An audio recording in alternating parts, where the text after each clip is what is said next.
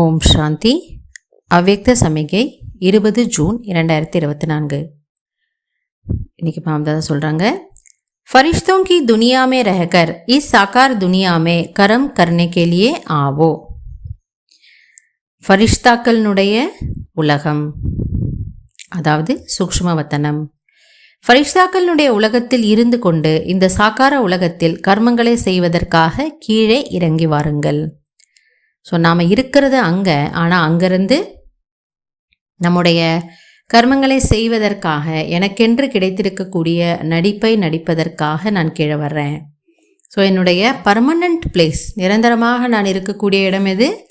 சூக்ஷ்மவதனம், ஃபரிஷ்தாக்களுடைய உலகம். டெம்பரவரியாக நான் வர்றது இந்த உலகம். கரம் கியா கர்மயோகி பனே ஃபிர் ஃபரிஷ்தே பன் ஜாவோ. பாபா புரிய வைக்கிறாரு, கர்மங்களை செய்தோம், கர்ம யோகியாக ஆனோம், பிறகு ஃபரிஷ்தாவாக ஆகிடுங்க. ஸோ இங்கேயே இருக்காதீங்க, இங்கேருந்து விலகிடுங்க, அந்த உலகத்துக்கு போயிடுங்க. யஹி அபியாஸ் கர்த்தே ரஹோ. இந்த ஒரு பயிற்சியை செய்து கொண்டே இருங்கள். இன்னைக்கு பாபா நமக்கு சொல்லக்கூடிய பயிற்சி, அவ்வப்பொழுது கர்ம யோகி, அவ்வப்பொழுது ஃபரிஷ்தா.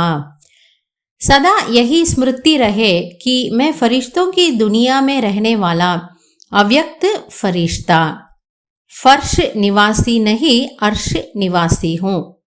எனவே இது உங்களுக்கு எப்பொழுதும் நினைவில் இருக்கட்டும். அதாவது நான் ஃபரிஷ்தாக்களின் உலகத்தில் இருக்கக்கூடிய அவ்யக்த ஃபரிஷ்தா. இந்த உலகத்தில் தான் இருக்கோம். இந்த உலகத்தினுடைய விஷயங்கள், கடமைகள், பொறுப்புகள், அதை தான் கவனிச்சிட்ருக்கிறோம். ஆனாலும் நினைவு என்ன இருக்கணும்னா, நான் வத்தனவாசி.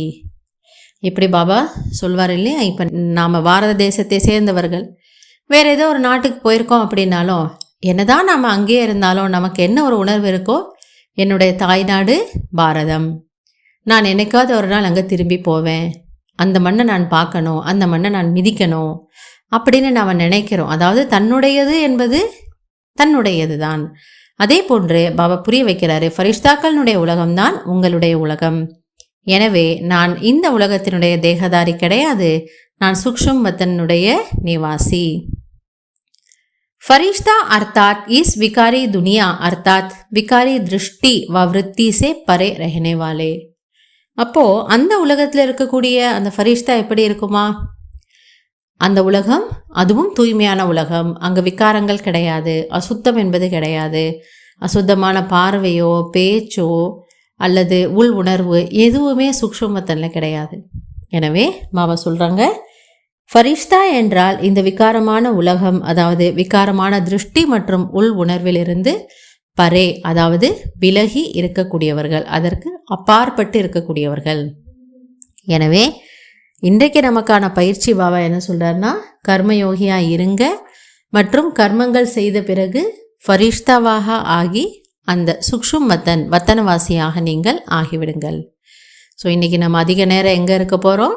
சூக்ஷ்ம வத்தனத்தில் ஃபரிஷ்தாவாக மிகவும் பிரியமான பிரம்மா பாபாவோடு, சம்பூர்ண ஃபரிஷ்தாவோடு, நானும் ஒரு ஃபரிஷ்தாவாக இன்றைய நாளை நாம் மகிழ்ச்சியோட மற்றும் சக்தி நிறைந்ததாக செலவிடலாம். நல்லது. ஓம் சாந்தி.